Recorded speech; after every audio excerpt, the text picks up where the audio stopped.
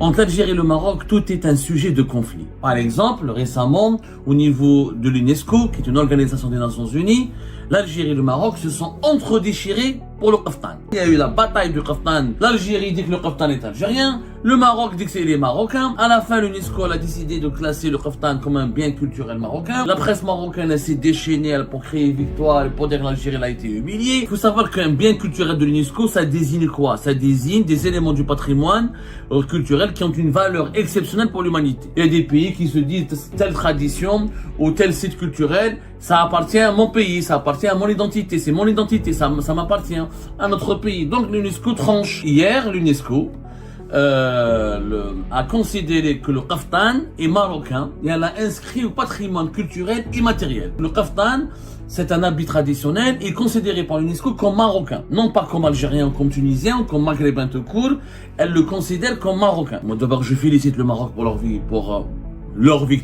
Il est vrai que la tradition du Kaftan, elle est beaucoup plus enracinée, beaucoup plus développée, elle est beaucoup plus rayonnante au Maroc qu'en Algérie. D'ailleurs, ils l'ont dit les autres membres de l'UNESCO. Je vais vous faire écouter une vidéo. La candidature montre de façon convaincante que le kaftan marocain constitue un patrimoine vivant du peuple marocain. La proposition d'amendement de l'Algérie doit être supprimée. Entre l'Algérie et le Maroc, tout est un sujet de conflit. Tout et n'importe quoi peut devenir ou peut être utilisé comme prétexte pour alimenter un conflit, pour provoquer une bagarre, pour provoquer des tensions entre les deux pays, pour attiser la rivalité ou l'agressivité. C'est même pas une rivalité, genre une rivalité créative, une rivalité amie, une rivalité dans le bon sens du terme, pour créer de nouvelles richesses, pour créer de nouvelles valeurs ajoutées, pour aller davantage vers le progrès et le développement, mais des prétextes ridicules. Par exemple, récemment, au niveau de l'UNESCO, qui est une organisation des Nations Unies, l'Algérie et le Maroc se sont entre-déchirés pour le Kaftan. Entre-déchirés pour le Kaftan. Il y a eu la bataille du Kaftan à Paris au siège, parce que l'UNESCO elle est basée à Paris. Nous avons le monde entier, la communauté internationale a assisté à un combat fratricide pour le Kaftan. L'Algérie dit que le Kaftan est algérien, le Maroc dit que c'est les Marocains. À la fin, l'UNESCO a décidé de classer le Kaftan comme un bien culturel marocain. La presse marocaine s'est déchaînée pour créer victoire et pour dire que l'Algérie a été humiliée. C'est un spectacle qui fait mal au cœur. Deux pays voisins, deux pays frères, la même histoire, la même géographie, en dépit de nos divergences politiques, qui a quelques spécificités, particularités identitaires qui nous différencient, mais le patrimoine culturel, et ce qui nous unit le plus, le patrimoine culturel des deux pays, du Maroc et de l'Algérie, est la passerelle la plus inébranlable. De nombreux biens culturels marocains existent aussi en Algérie, et de nombreux biens culturels algériens existent aussi au Maroc. Il y a une passerelle qui est inébranlable. Mais au lieu d'utiliser les biens culturels comme un lien de fraternité pour approfondir le bon voisinage, pour renforcer l'unité du Maghreb, pour renforcer la création d'une identité maghrébine créant dans le monde, l'Algérie et le Maroc utilisent des biens culturels pour s'entre-déchirer, pour alimenter un conflit fratricide qui devient ridicule et qui use et qui dégoûte la communauté internationale. D'abord, les faits, rien que les faits. Il faut que j'explique un peu qu'est-ce que c'est que l'UNESCO, parce que beaucoup d'Algériennes et d'Algériens qui nous regardent, même il y a beaucoup de Marocains et de Marocains qui nous regardent, ne savent pas ce que c'est que l'UNESCO. Là, ils entendent parler de l'UNESCO, juste comme ça, dans les nuages, l'UNESCO, c'est une organisation des Nations Unies. C'est pas un organisme privé, c'est l'organisation des Nations Unies pour l'éducation, la science et la culture, qui a été créée au lendemain de la Deuxième Guerre mondiale, et son siège, il est à Paris. Elle a 194 États sont membres de l'UNESCO et sa mission est de promouvoir la culture, etc. et de promouvoir le patrimoine culturel mondial et surtout d'utiliser la culture et les biens culturels comme des liens de paix, pour des liens comme des liens d'amitié entre les peuples à travers le monde et des passerelles, comme je disais, pour renforcer la paix et le vivre ensemble sur la planète. C'est ça le rôle de l'UNESCO. Le siège de l'UNESCO, encore une fois, est à Paris. Il s'avère que l'Algérie, elle a un rôle important au sein de l'UNESCO puisqu'elle a été élue en juin 2024 membre du comité du patrimoine culturel immatériel de l'UNESCO. pour la période 2024-2028, au nom du groupe arabe. L'UNESCO, ils ont plusieurs comités. L'UNESCO travaille sur deux types de biens culturels. Vous avez les biens culturels matériels, tout ce qui est vestiges historiques, etc. Et vous avez les biens culturels immatériels. Ce sont les traditions, les pratiques culturelles, les chansons, les chants, la poésie, tout ce qui relève de l'oralité, les pratiques culturelles ancestrales, les vieilles traditions. Ça, c'est un patrimoine culturel immatériel. Alors, il faut savoir qu'un bien culturel de l'UNESCO, ça désigne quoi? Ça désigne des éléments du patrimoine culturel qui ont une valeur exceptionnelle pour l'humanité. Ce terme, pour reprendre la définition juridique et la définition réglementaire sur laquelle s'appuie l'UNESCO pour classer les biens culturels comme patrimoine de l'humanité, ce terme désigne des grandes catégories. On a les biens culturels du patrimoine mondial. Il y a une convention qui a été faite en 1972 pour lister le patrimoine mondial. Ça peut être comme la Casbah d'Alger, comme la Médina de Fès, comme les pyramides d'Égypte. Et vous avez les patrimoines culturels ou les éléments du patrimoine culturel immatériel. Ça peut être des vêtements comme le rail algérien, comme le kaftan, comme le couscous. Ça, c'est des biens immatériels. Ça, c'est une convention de 2003 qui régie la protection de ces pratiques culturelles et l'UNESCO, il y a deux patrimoines culturels sur lesquels elle travaille. Patrimoine culturel, patrimoine mondial des biens culturels matériels et patrimoine mondial des biens culturels immatériels. Et l'UNESCO, chaque année, elle classe des biens matériels ou immatériels dans le patrimoine mondial et elle reconnaît leur valeur exceptionnelle justement pour les protéger, pour les promouvoir, pour les faire connaître et pour veiller sur leur rayonnement. Parce qu'un bien culturel, s'il n'est pas protégé, il risque de disparaître. Il y a des biens culturels qui ont disparu. Une tradition, un bâtiment, s'il n'est pas entretenu, un bâtiment historique, il risque de s'effondrer, de disparaître. Et là, c'est une partie de l'histoire de l'humanité qui va disparaître. Donc, globalement, voilà, je schématise un peu, mais je te fais un omelette. Mais l'UNESCO, ça n'a rien à voir avec la politique. L'UNESCO, c'est pour la culture, pour les arts et pour le patrimoine de l'humanité. Donc ça n'a rien à voir avec le Polisario, le Sahara occidental, Israël, les Émirats. Normalement, les enjeux politiques ne se posent pas au niveau de l'UNESCO. Mais malheureusement, la politique n'est jamais loin, ni de la culture, ni du sport. Et même au sein de l'UNESCO, quelquefois la politique s'impose et s'invite dans les grands débats autour du patrimoine culturel, puisqu'il y a des pays qui se disputent. Il y a des pays qui se disent telle tradition ou tel site culturel, ça appartient à mon pays, ça appartient à mon identité, c'est mon identité, ça m'appartient à notre pays. Donc l'UNESCO tranche. C'est le cas malheureusement entre le Maroc et l'Algérie, puisque hier l'UNESCO a considéré que le kaftan est marocain et elle l'a inscrit au patrimoine culturel immatériel. Elle a inscrit au patrimoine mondial culturel immatériel. Donc le kaftan, c'est un habit traditionnel et considéré par l'UNESCO comme marocain. Non pas comme algérien ou comme tunisien ou comme maghrébin tout court. Elle le considère comme marocain. Et il y a une polémique, parce que ça fait 2-3 ans que cette polémique enfle entre les autorités algériennes et les autorités marocaines. Chacun des deux pays revendique la paternité du kaftan. L'UNESCO, elle a tranché, elle a décidé de le reconnaître comme un symbole vivant de l'identité marocaine. Le ministère marocain de la Culture a salué une victoire. Les médias marocains, bien sûr, ont utilisé cette victoire pour alimenter, pour renforcer la polémique et pour provoquer l'Algérie, pour s'attaquer à l'Algérie, en parlant de victoire face à l'Algérie. Alors, plus qu'un simple vêtement, le ministère marocain de la Culture parle d'un symbole vivant dans l'identité marocaine, transmis de mère en fille et de maître à élève depuis plus de 8 siècles. Bien sûr, le ministère de la Culture marocain n'a pas cité l'Algérie, pas très précis. Il se félicite d'une victoire, il se félicite de la décision de l'UNESCO qui a été prise lors de la 20e session de son comité pour la sauvegarde du patrimoine culturel et matériel et de l'humanité qui s'est tenue mercredi à New Delhi. C'était même pas au siège de l'UNESCO à Paris. Ça s'est tenu mercredi. Mercredi, on était quoi? On est jeudi hier. C'était hier, mercredi. Ça s'est tenu à New Delhi. Donc, voilà, il arrive que l'UNESCO tienne des sessions ailleurs à travers le monde. D'ailleurs, c'était l'Inde qui a présidé cette 20e session. C'est rare où ces événements sont médiatisés. Hein. La majorité des titres de la presse internationale dans la majorité des pays du monde, les événements de l'UNESCO passent inaperçus. Il y a des publications spécialisées dans les informations d'actualité culturelle qui en parlent. Mais l'Algérie, même le kaftan devient un objet de conflit et de polémique il y a un objet de tension entre les deux pays. Donc, la presse marocaine, elle s'est déchaînée, une grande victoire.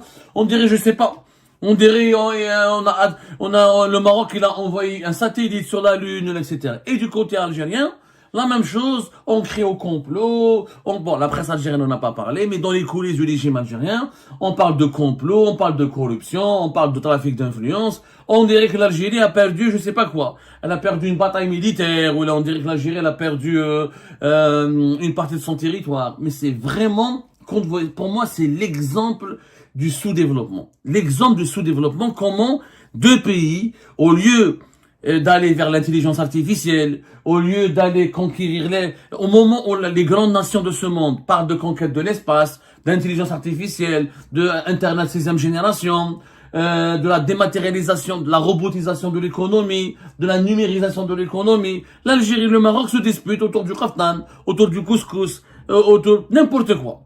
N'importe quelle pratique culturelle qui est commune à tous les pays du Maghreb, eh ben, à chaque fois, au niveau de l'UNESCO, entre les représentants de l'Algérie et les représentants du Maroc, il y a une véritable dispute. Là. À la fin, bon, le kaftan, il est d'ailleurs, en fait, le kaftan dans son histoire, je résume un petit peu importe qu'il est algérien ou qu'il est marocain. Moi, d'abord, je félicite le Maroc pour leur victoire, alors qu'il ne s'agit même pas de victoire. Il est vrai que la tradition du kaftan, elle est beaucoup plus enracinée, beaucoup plus développée, et elle a beaucoup plus, elle est beaucoup plus rayonnante au Maroc qu'en Algérie. En Algérie, il y a des variantes du kaftan. D'ailleurs, l'UNESCO, elle a déjà reconnu des vêtements et des habits qui ont été classés patrimoine de l'humanité, c'est-à-dire patrimoine immatériel. Donc l'Algérie n'a pas perdu à 100%. Il y a des habits, par exemple, récemment, je crois que c'était un habit de Tlemcen, les habits de mariage, un vêtement de mariage de Tlemcen, qui a été classé patrimoine de l'humanité, qui a été classé patrimoine de l'UNESCO. Donc c'est pas nouveau. Les deux pays sont dynamiques au niveau de l'UNESCO et les deux pays ont réussi à placer des biens culturels de leur pays et de leur patrimoine au niveau de l'UNESCO. C'est la Chedda de Tlemcen. La Chedda de Tlemcen, elle a été reconnue comme étant voilà, c'était je crois en 2012 sur le site de l'UNESCO, les rites et les savoir-faire associés à la tradition du costume nuptial de Tlemcen. Voilà, inscrit en 2012 sur la liste représentative du patrimoine culturel immatériel de l'humanité. Donc l'Algérie c'est pas une défaite pour l'Algérie, ni une grande victoire pour le Maroc. Il faut savoir que l'Algérie, comme le Maroc, ils ont de nombreux biens culturels inscrits au patrimoine de l'UNESCO. Je vais vous donner un chiffre bien précis. On a fait des recherches. Alors, pour l'Algérie, nous avons donc, selon les statistiques que nous avons pu récupérer, depuis jusqu'à décembre 2025, l'Algérie, elle compte 7 biens culturels matériels qui sont inscrits sur la liste du patrimoine mondial. 6 biens culturels et un bien qui est mixte, considéré mixte, c'est-à-dire il y a d'autres pays, certainement c'est le couscous entre le Maghreb, c'est-à-dire il est algérien mais aussi marocain ou tunisien ou maghrébin, et commun à d'autres pays du Maghreb ou de la région. Pour le patrimoine immatériel, ça c'est des biens matériels. Pour le patrimoine immatériel, nous avons 13 éléments. 13 éléments. 12 sur la liste représentative et 1 sur la liste nécessitant une sauvegarde urgente. Comme un exemple, la Casbah d'Alger, elle est inscrite depuis 1990 dans le patrimoine mondial de l'UNESCO. La vallée du Mzab, Tassidi Anjar, Timgad, Tipaza, Jamila, Qal'ad ibn Hamad. Ça va quoi. Il n'y a pas une grande différence entre l'Algérie et le Maroc. Pour le Maroc, par exemple, j'ai sorti les chiffres. Le Maroc, il a 9 biens culturels inscrits sur la liste du patrimoine mondial. Et il a 16 éléments sur la liste représentative du patrimoine culturel immatériel. Donc il n'y a pas de grosse différence. Les deux pays se valent au niveau du patrimoine, au niveau du classement de leurs biens culturels matériels et immatériels dans le patrimoine mondial de l'UNESCO. Il n'y a pas de grande différence. Mais quand je vais vous montrer une vidéo, franchement, ça fait mal au cœur. Durant cette session qui a eu lieu à New Delhi, les deux délégations algériennes et marocaines, elles se sont entretuées pour un kaftan. On se bagarre et on lutte pour un kaftan. C'est pas un enjeu politique important. Il faut être sérieux, c'est pas vraiment un enjeu politique important.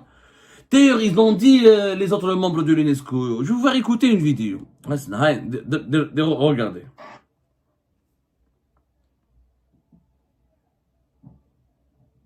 Soulève des irrégularités qui nous a... Le dossier de ce caftan soulève des irrégularités qui nous imposent de réfléchir. Où va ce comité si on continue à être aussi tolérant? Nous avons relevé avec une très vive préoccupation que cette candidature ait pu être menée alors que de nombreuses irrégularités ont été constatées dans ce dossier relatif au caftan. D'après l'organe d'évaluation, la candidature montre de façon convaincante que le caftan marocain constitue un patrimoine vivant du peuple marocain. Nous considérons que si l'organe d'évaluation, avec toutes les informations dont il disposait, que nous a présenté le secrétariat, a décidé que la candidature du Maroc devait être inscrite dans l'esprit de la Convention, l'Espagne considère que cet élément devrait être inscrit. Nous soulignons que les débats de ce comité doivent rester strictement culturels et exempts de toute tentative de dilution et de réinterprétation politique des éléments proposés. Haïti appelle donc à reconnaître pleinement le caractère singulier du caftan marocain. Non pas du caftan, mais du caftan marocain, tel qu'il est présenté par l'État qui en est le dépositaire historique. Les Émirats arabes unis appuient l'amendement proposé par le Paraguay qui conserve la version d'origine de ce projet de décision qui recommande l'inscription du caftan marocain. Le Burkina Faso estime qu'il est impératif pour nous de rechercher un consensus constructif qui nous évitera de discréditer les institutions que nous avons nous-mêmes établies. Nous soutenons donc l'inscription de cet élément sur la liste représentative du patrimoine immatériel. À ce stade, je me tourne vers l'Algérie. Est-ce que vous voulez bien retirer votre amendement après avoir entendu les 7 États membres qui se sont exprimés? Le dossier de ce caftan soulève des irrégularités. J'estime que c'est un jour triste aujourd'hui, où les valeurs qui nous réunissent sont piétinées, malheureusement, à travers cette démarche. Ce que nous présentons, nous le faisons au nom des communautés et au nom des peuples, et non au nom des gouvernements. Nous nous sommes toujours tous battus pour bannir la politisation, qui est un fléau pour cette convention. La proposition d'amendement de l'Algérie doit être supprimée, puisque nous souhaitons que le caftan marocain soit inscrit sur la liste. Monsieur le Président, je suis ravie de vous annoncer que nous nous joignons au consensus, si tel est le souhait du comité. Je ne vois pas d'opposition, pas d'objection, personne. Là que vous avez... Bon, c'est une vidéo qui a été bien sûr diffusée par un média marocain, le 360, qui est connu pour sa proximité avec... plus que pour sa proximité, pour son affiliation aux autorités marocaines. Donc on n'a pas trouvé d'autres images provenant de sources algériennes ou de sources neutres pour résumer un petit peu les travaux et les échanges et les débats de cette 20e session du comité pour la sauvegarde du patrimoine culturel et matériel de l'humanité qui s'est tenue dans Gagno Delhi. Mais les images du 360 de ce média marocain, même si ce média n'est pas neutre et très objectif, en tout cas elle résume elle-même les débats, les échanges, voilà, toutes les délégations des pays qui étaient présentes, on a été vraiment fatigués et elles étaient un petit peu indignées par cette dispute entre l'Algérie et le Maroc et elles étaient davantage convaincues par le dossier marocain et l'Algérie voulait tout pour bloquer le projet marocain et elle considérait le projet marocain comme un projet comment dirais-je, souffrant de plusieurs irrégularités. En réalité, à chaque fois, à l'UNESCO, ces dernières années, notamment depuis la rupture de relations diplomatiques entre l'Algérie et le Maroc depuis 2021, ce